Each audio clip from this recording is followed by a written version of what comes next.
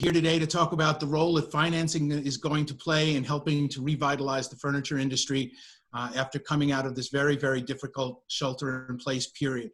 Our guests today are Mike Rittler, General Manager, Retail Card Services for TD Bank, Mark Denman, President of Genesis Credit, and Tony Serino, Vice President of Sales for Katapult. Gentlemen, thanks so much for joining us. We really appreciate your time. This is a really important subject. Thank you. Thank you. Thanks. Well, you know what? Why don't we jump right in? We know how retail has been shut down and how difficult that has been. We know what impact that's had on brick and mortar activity, but we've heard that at least kind of anecdotally that e-commerce has continued to be pretty good. We've heard some good reports from people who have good e-commerce operations. Tony, why don't we start with you? Can you talk a little bit about what you're seeing in how e-commerce is performing and how companies that have e-commerce operations have been able to weather some of these, the current storm? Sure. Well, as you may know, a good portion of our business is e-commerce, and we've seen a significant actual lift in e-commerce business since the shelter-in-place started in mid-March, and specifically in the furniture category, we've seen a significant lift. It started again mid-March when the shelter-in-place orders began, and then we saw another bump when the stimulus checks hit in mid-April. And what we're seeing in our surveys and some of the data that we get for new customer acquisition is that there are customers that have never shopped online before that are now shopping online for furniture and mattress. There's customers that never thought they would buy a sofa or a mattress online and always thought they'd be doing it in a store, but that's changed with being at home. Mm-hmm. Mike, from TD's perspective, what have you seen as it relates to e-commerce? Yeah, it's been real interesting. We do surveys at all the markets all the time just to take the pulse. And what we did actually a retail survey very similar to what we would have done at the markets virtually as we were in the crisis here. And what we found was 83% of the folks that we surveyed said they plan to really increase their digital offerings and their digital initiatives and how they're reaching customers in lots of different ways. Upgrades to their app for their smartphones, digital advertising, digital showrooms, virtual design appointments, those types of things. And what we're seeing with our partners is those that had a good digital presence before this hit are really thriving now, that they're the ones that are actually seeing the business continue. And I think they're finding some new ways to actually use that channel and to use it effectively. So, being ready and being prepared in advance, is making all the difference now. Mm-hmm. Now, Mark, you operate in that space kind of right between where TD is and right between where Katapult is. In that second-tier financing space, what are you seeing from the e-commerce perspective right now? Yeah, certainly. I think with what both Mike and Tony talked about, we're seeing the same thing as well. As e-com is definitely brisk for our business. I think what we see, it's probably table stakes in the prime space, but when you get down into the near prime and maybe even into that tertiary space, online capabilities from lenders can be suspect in a lot of cases. There's some folks out there that maybe don't offer as robust opportunities online in the lending space as what someone like Katapult or Genesis does. So that's some of the things that we're seeing come our way right now is retailers who have worked with other lenders that can't provide services online are coming our way. We also see a lot of push coming from third-party platforms as well. So there are a number of platforms out there that host from just an application process all the way through a true buying experience. And a lot of those platforms are reaching out to us today to offer our program to the retailers who enlist those platforms as options to get maybe more speed to market than if they were to do this on their own with their own websites. Great, thank you. Now, all three of your companies are really well positioned to understand what it is that consumers are buying. And I'm very curious what insight you might be able to provide. And maybe, Mike, we can start with you this time. What are you seeing in terms of how consumer shopping behavior and the kinds of things they're buying is shifting? Yeah, it's great. So the good news is that we're actually seeing good news. Week over week, we're seeing both transactions and sales volume increasing, which is good news. I think as more states start to relax the regulation with shelter in place and those type of things, we'll continue to see that. We actually saw double-digit increases in spending transactions over the week over week last week, which was great. Of course, we're still down on a year-over-year basis, 20 to 30%. But as states continue to open, we'll see more of that coming back. It's interesting. The segments that you'd expect are the ones that you're seeing that are winning. So interestingly, home improvements, food, telecom, those types of things, they're all up on a year-over-year basis.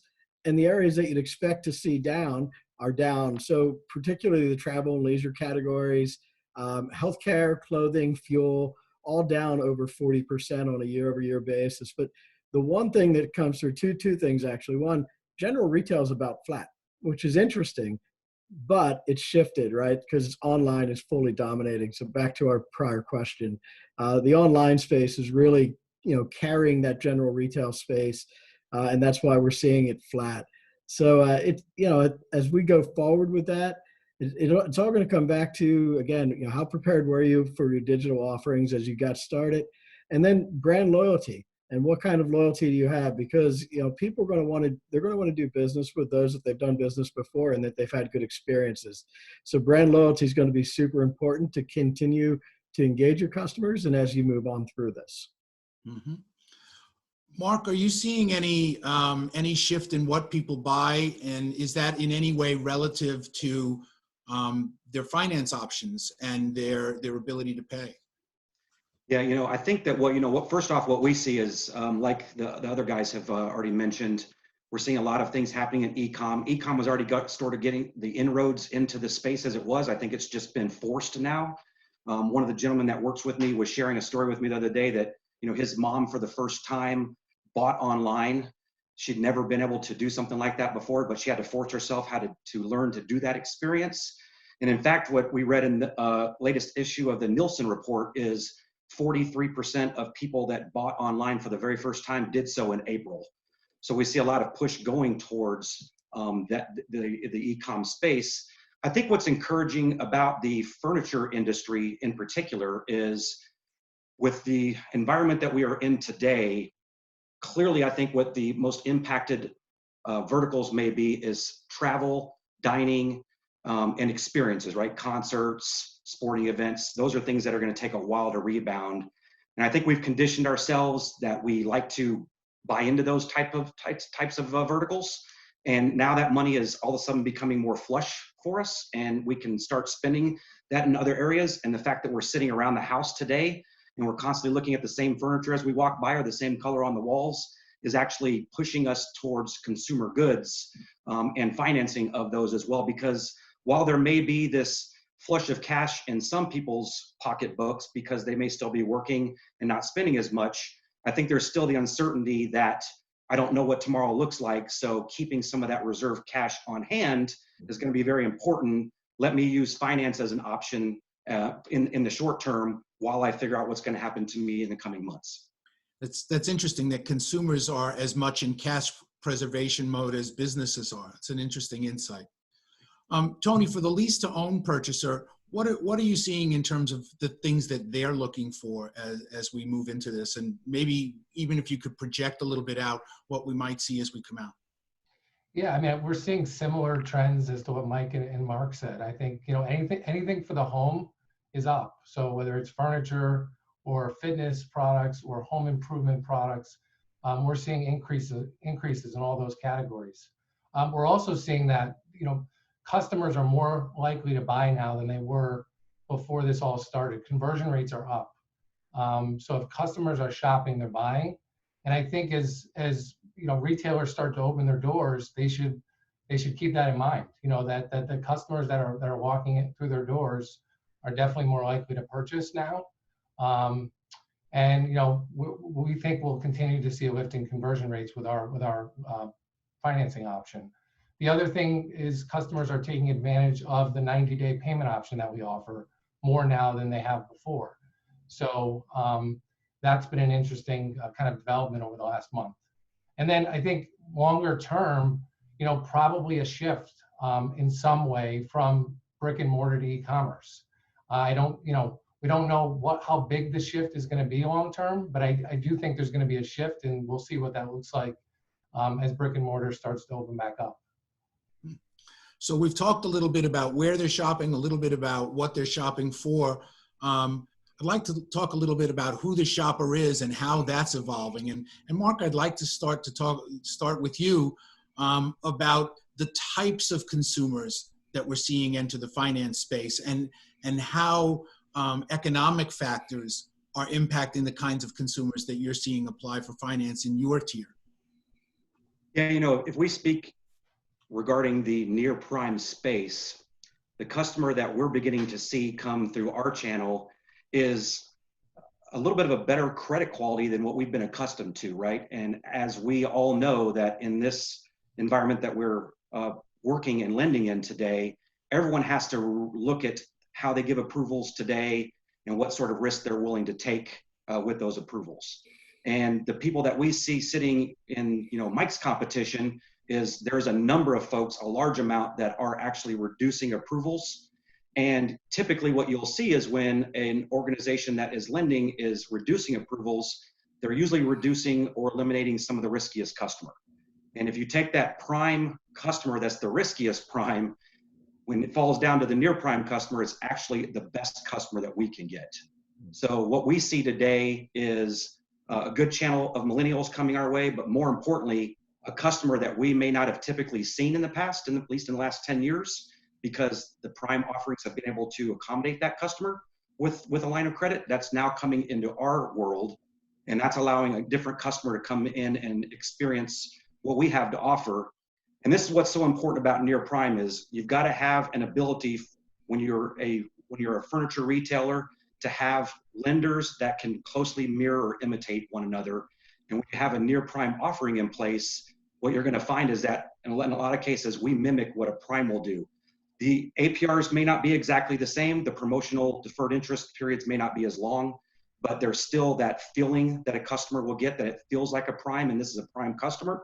So having options like a near prime option in place is going to be very key for a retailer to have that customer still feel like they're getting the value that they maybe have been accustomed to in the past that now they're not being able to get their access to. Mm-hmm. Mike, I'm curious because he's kind of talking about who are your riskiest customers being his most attractive customers.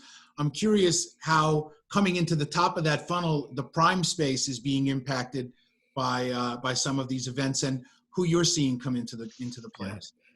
Yeah. So right now, what we're seeing really high quality customers coming in, and just like the through the door credit score FICOs are higher than they normally were. And as Tony shared, what we're seeing is that the people that are coming in, they're buyers. Nobody's out just shopping for convenience, at least not as much as they had in the past right now. If they're in the stores and looking, and if they're online and searching, they're buying. And that's leading to a higher credit score overall. Of course, as Mark said, given where we are with the uncertainty, there are adjustments that take place, and just naturally, that's going to move some folks between a prime offering and a near prime offering and those types of things. But it's why it's important for the retailers to have a waterfall in place that allows them to meet all the credit spectrum. That's why it's great you have the three of us on the line here, because you're talking to the three folks that are going to help meet those needs for the customers. So, but right now, really strong behavior, strong customers, and buyers are in the stores. Okay, Tony. So you're the part of that waterfall we haven't discussed now. How's your segment of the waterfall performing, and what kinds of customers or customer changes are you seeing in terms of who you're working with and what that looks like? Yeah, I mean, we're at the bottom of the stack, if you will, in terms of the waterfall, and so we're seeing similar to what Mark said. We're prime and near prime. Where there's some lenders that have to tighten up, we're seeing a better quality customer on the top end from a credit quality perspective. And we're seeing that these are customers maybe that have never been introduced to lease-to-own or tertiary before. And so there's a lot more education that needs to happen. There's probably not as big of a drop-off in terms of the type of offer from prime to near prime as there is going to tertiary. So there's a lot of education that needs to happen with the consumer. And we're seeing a shift as we've seen a shift from the brick and mortar e-commerce, we're also seeing a shift in the way that customers communicate with us. We're seeing we help customers check out through chat and over the phone. We're seeing a shift to chat, where chat now makes up 30 to 40% of our incoming questions and help that customers need. And so that's been interesting to watch as we see this shift to people being at home and the shift to e-commerce that we've been talking about. I'd like to talk a little bit now about the process, right? I mean, we're seeing a spike in unemployment that's likely to impact the environment in which the three of you operate. And Tony, we'll just kind of pick up where you left off. How does that impact your financing tier? How does that impact the tier and how you engage with the retailer, how you might engage with the consumer, what kinds of product you might offer or changes in the products you might offer, any of those kinds of things? What, as the environment around in which you operate changes, how are you having to adapt, or how do you anticipate having to adapt? Well, I think with our existing customers, there's been, we've had to, put in place a hardship program, obviously, to make sure those customers are taken care of. I think, we're very proud of the reviews and all of the information that we have out online about the experience we have with our customers. And I think that's going to become more and more critical here. Customers are just doing more research, I think. Even more so now when it comes to financing. Yes, they're buying more, or they're ready to buy more, but I think they're doing more research. And so you've got to make sure that your online presence is there, and it's the quality that the consumer would expect if you're going to want them as a customer. So that's something we're really focused on right now. Let's work our way back up the waterfall. Mark, what kind of changes are you seeing in your business as a result of changes in the environment for financing? Yeah, certainly. As we see the unemployment rate go up, we clearly understand and see that consumers, especially that work with us on a daily basis, are having some tough choices to make. Right? There's folks that are getting furloughed or laid off, and unfortunately, they're going to have to make those tough decisions around what bills do they need to pay next and what do they maybe need to sacrifice. The one thing that we're trying to do, very similar to what Tony addressed, is we're looking at our existing customer base and really trying to be as favorable as possible to them during these times with reduced APRs, hardship programs, waiving of late fees or over limit fees. We understand that almost 30% of our customers come back and buy from us again. So keeping them happy is one aspect of this, but we also are a reflection on the retailers that we offer our program in. There's not a lot of folks that are out there looking for Genesis credit to apply to. They're looking at whatever furniture store they walk into, and we're representing them. So it's important that we, do the right thing for those existing customers. But we understand that the new customers that are coming into our channel are going to have some hardships around them. And we're really trying our best to look at our underwriting and our decisioning a little bit differently than maybe we have in the past, where we're not necessarily looking at what's happened over the last 30 or 60 days, but what the customer's behaviors have looked like for a period of time before this. And if there's something that we can see that we can hang our hat on, so to speak, or that give us hope for this customer, then we're still willing to make those traditional risk moves that we have done in the past. And, I'm excited to say that with the reduction in approvals that we've seen, at least from some of the prime lenders that we sit behind, we've been able to be a little more conservative with our reduction in approvals because we're picking up such a more attractive a customer that we're able to still take a little bit more risk, even though we're not taking as much as maybe we did, 45 or 60 days ago. So Mike, it seems like the things that are happening in your tier have waterfall effects, if I can use a bad pun, throughout the rest of the finance chain. What kind of adaptations are you making or having to make, or will you be making in that tier as it relates to the current economic environment? I just want to touch first, like Tony and Mark did, on our current customer base. Yeah, please. Really proud first, being out there with a program called TD Cares, which is it's a program designed, just like these two guys were saying, to help our current customers to get through the crisis right now. Offers a lot of the same things that they were talking about, waiver of late fees, payment deferrals, those types of things. We've been out there, gosh, I guess we're 60 days into that at this point. And I think it's helping. What we've seen is, we've got some folks that have taken advantage of those programs, seems to be helping them get through. So, taking care of the current customers is really important. These are the key and the core customers for our partners. And as Mark said, these are the folks that are going to be coming back into the stores, into the retailers to re-engage when the environment's back.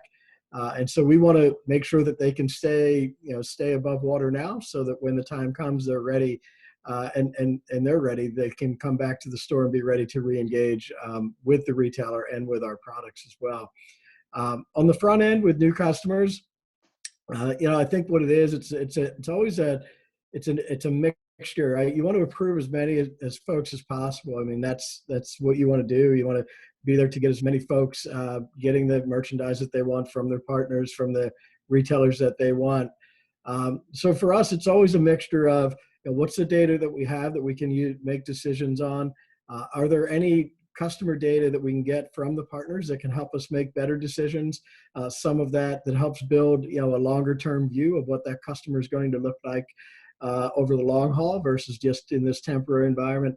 And then making sure you have the right suite of products as well. So the mixture between deferred interest products and equal pay products, and equal pay with different durations that can help make the payment streams more affordable for the customers. And really right now too, one of the things we're really excited about, we're getting ready to launch installment loans at the point of sale as well. So we have a partner we're launching that with. We actually did our test last night, and we'll be out in the market by the end of this week with offering installment loans as well through the point of sale. So right product, helps you book as many loans as possible and get the folks the money they need to make their purchases.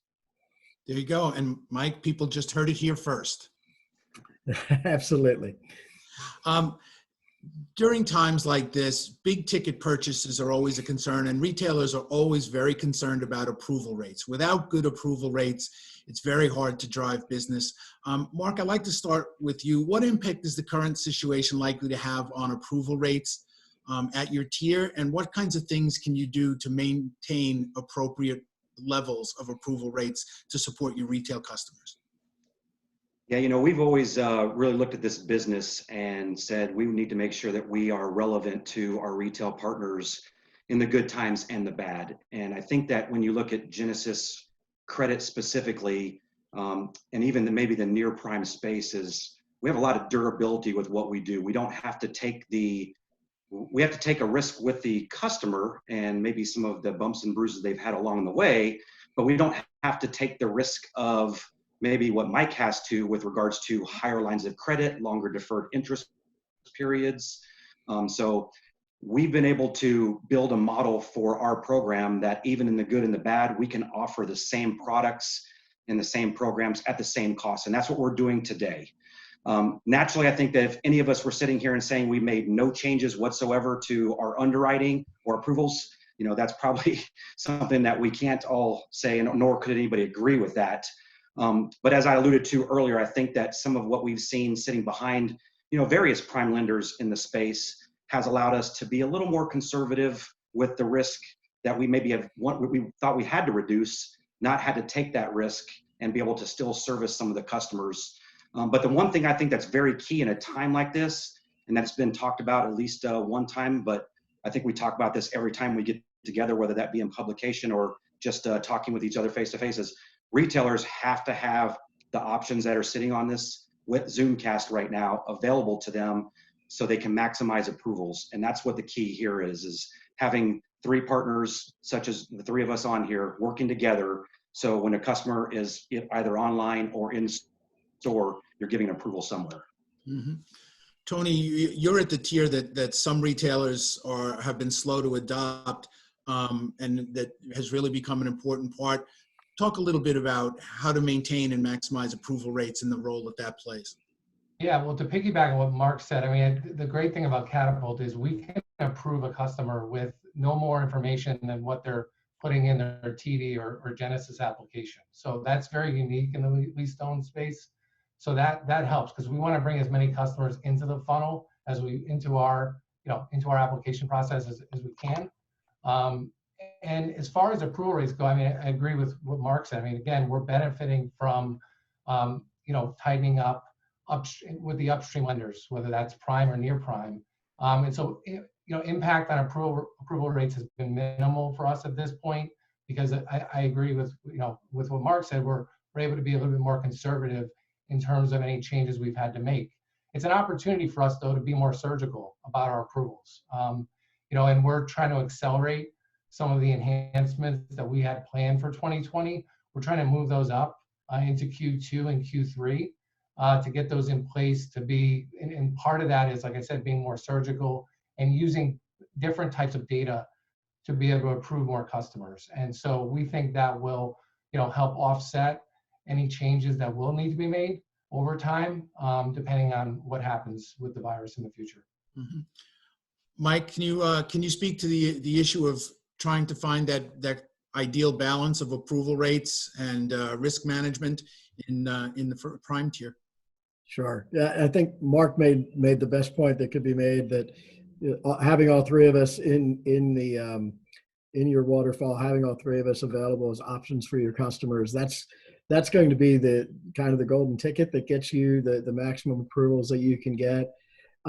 But also the other thing, and we've had a lot of conversations with our retail partners, and what we've told them is, right now, as we're in this environment, that we need to be prudent with how we're lending. But the other thing that we really recognize is that, and this probably goes with all of us, as quickly as we are to tighten our credit right now just a bit, we need to be going the other way as we come through the recovery.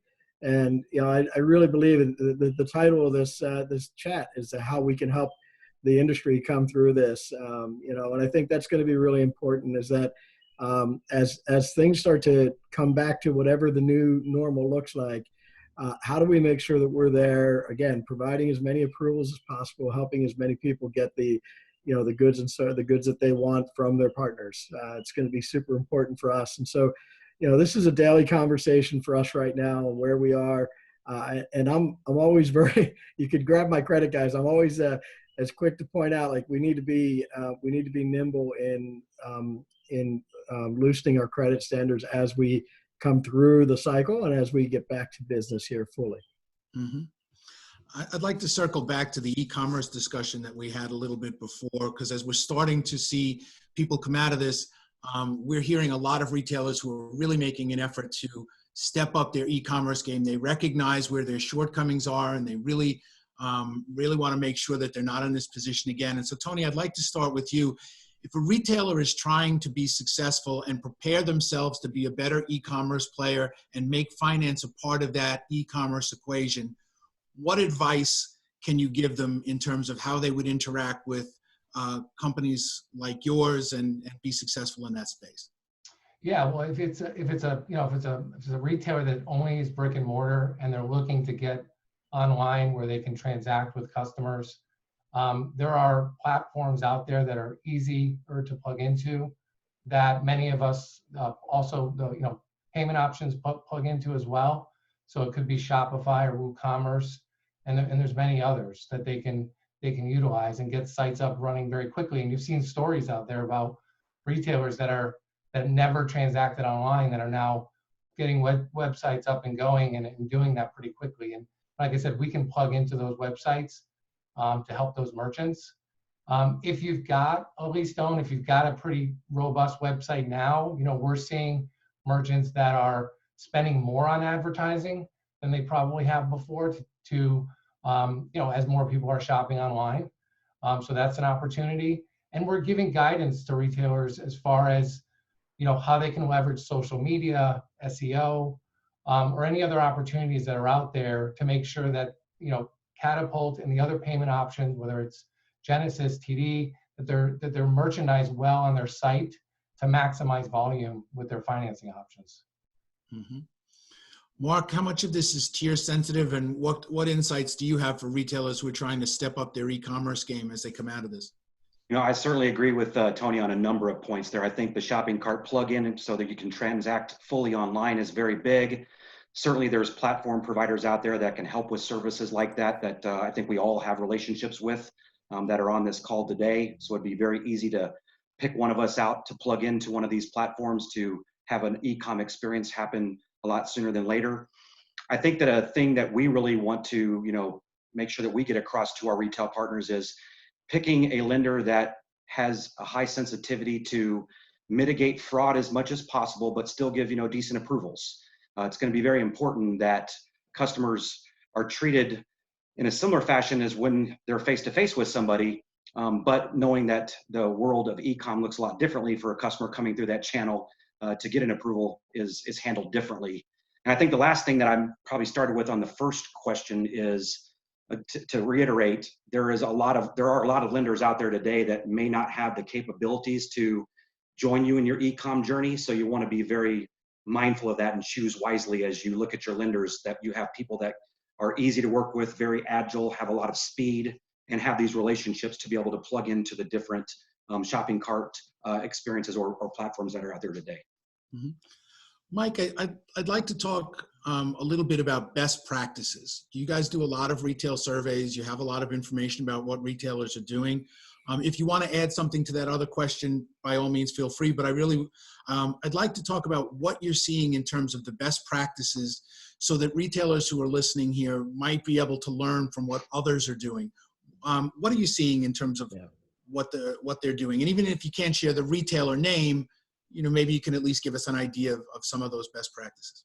Sure. Yeah. So I think it actually does tie to the last question a bit because one of the things, it's perfect. One of the things that actually works is, a lot of the retailers will spend a lot of time in developing what the in-store experience looks like. And so as you transition to online and e-commerce, how can you replicate that in-store experience in that different environment, right? And that goes for every part of the transaction. So the level of interaction you have with a salesperson who can assist you, the ease of applying for credit, the ease of getting approved for credit, finishing your transaction, and everything else, right?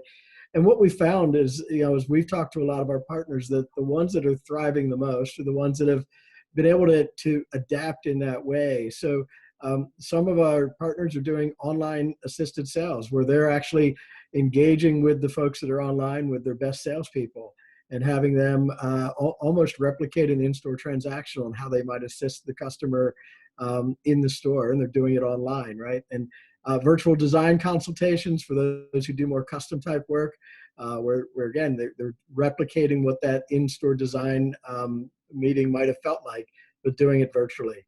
And then right now, this is a great time to look, are there any unique partnerships that you can form? And one that I'll share that we've been a part of is exercise equipment manufacturer Icon Fitness. They have a line called ProForm.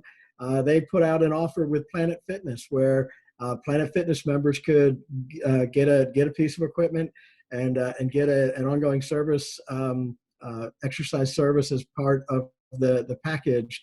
So they could bring their gym experience home.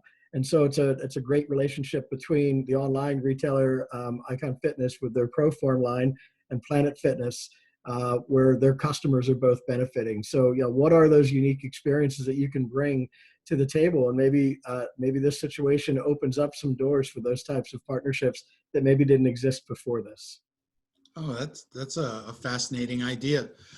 Tony, can you share some best practices that you've been seeing out there? What are people doing really well?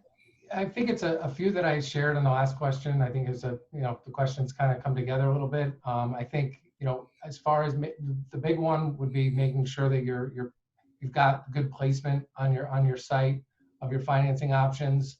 Make sure the customer is being educated on the financing options that you offer, because it's self-service. You don't have a salesperson that can explain those options to the consumer. But if they do need help, I would say a great best practice, and we've seen this, in our direct interactions with consumers, is use chat.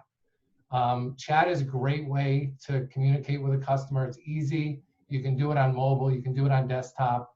And like I had said on a previous question, we're seeing a big shift from customers that are calling us to customers that are chatting with us. And it's been great. We're able to help customers check out. We're able to help them with payments that they're trying to make or any other questions that they have. And they love it because, you know, it's very convenient for them. They can do it while they're sitting there watching TV or wherever they are in their home. So it's a great way to communicate with the customer. I'd like to just follow up just briefly on that chat question. Would you recommend AI chat, meaning like a chat bot, or do you think it's more effective to use live chat, a human being in that situation? We actually do both. So we have a chat bot that will start the conversation with the customer and answer any basic questions that they have. But if it gets beyond that point where it's a little bit more involved, or if it's something we're not set up to answer very easily, then we'll have a live agent that they can chat with. Okay. Mark, you probably have a couple of unique customers and some things that you've seen.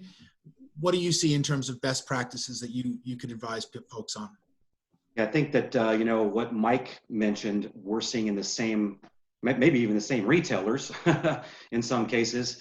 You know, we deal with over 600 retailers today, and we certainly had our fair share that when things started going into lockdown, you don't see anything coming from them whatsoever. And we had our fair share of those that had the never say die mentality, and were not just going to idly sit by and wait for things to open up. They started creating their own opportunities.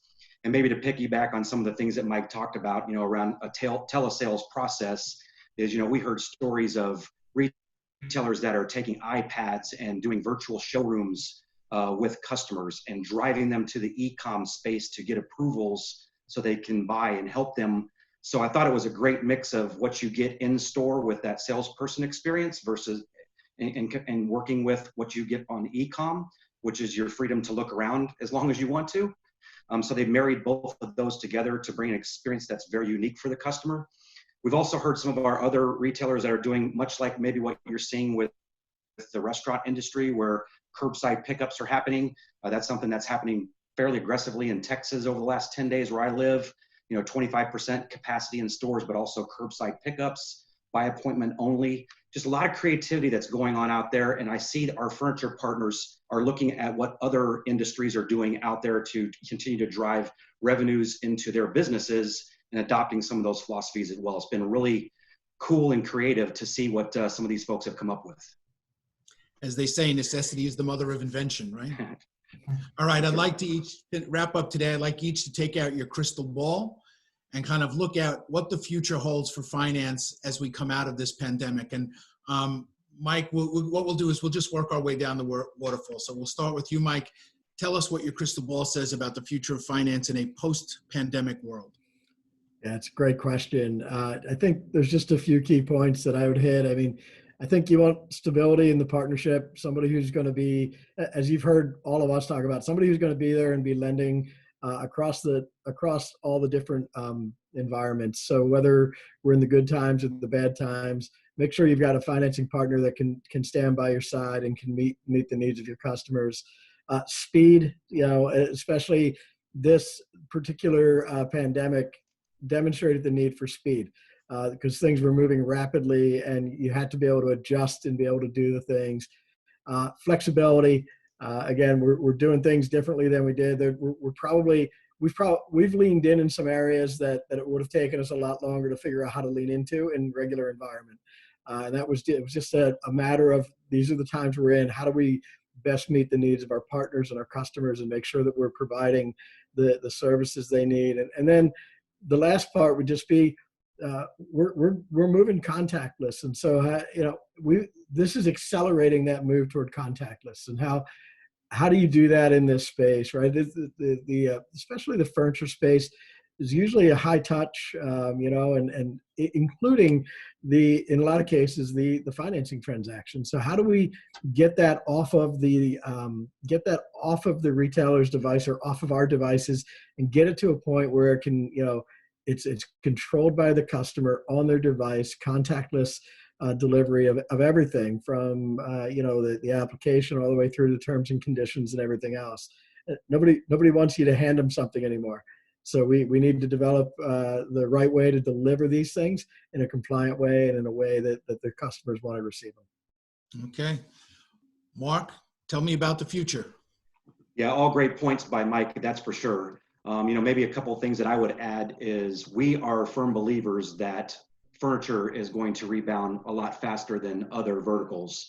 And there's going to be ample funds, hopefully, from customers to shop with the furniture, knowing that travel and those experiences that I alluded to earlier in dining are going to be a little more come back and rebound.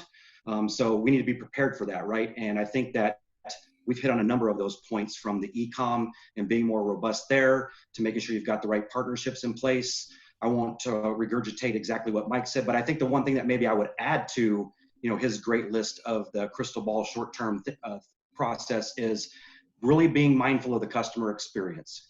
And I think what I mean by that is a lot of times retailers get hung up on what the cost of a program may be or what the benefits will come to them versus what's going to happen for the customer.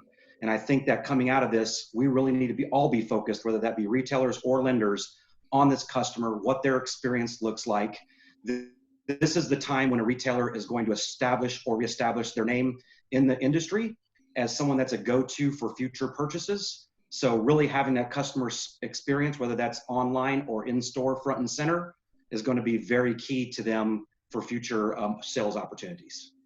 All right, Tony, you have the last word. Tell us about the future. Yeah, I mean, so in the tertiary space, I think there's quite a few retailers out there that still don't offer a lease-to-own option, and so I think we're going to see that change. I mean, we're seeing now, just over the last couple of months, more new merchant activity than we've seen before, because you've got retailers that want to make sure they're offering a full breadth of finance products to consumers across the entire credit spectrum. So I think we're going to continue to see that as we move out of this pandemic. And I think it's important that retailers have a solution that offers an omni-channel solution. Obviously that's now become more important than ever. You've got to have a solution that works both the online and the in-store. And we're going to see that as a big focus as well. And I think in general, obviously foot traffic in stores has been, almost nothing over the last couple of months, and will continue, I'm sure, to be down, but although it will grow in the coming months. Financing is going to be, I think, a bigger focus than ever for merchants, and to be able to make sure that they're giving every possible service offering to their consumers to take care of what they need. Well, great. Gentlemen, I'd like to thank all three of you for joining us here today. One of my key takeaways, I think all three of you seem very optimistic about the future of the furniture business and the home business, and about financing's ability to help support that growth. So I hope all three of you are right. And thank you again for joining us today. Thank you.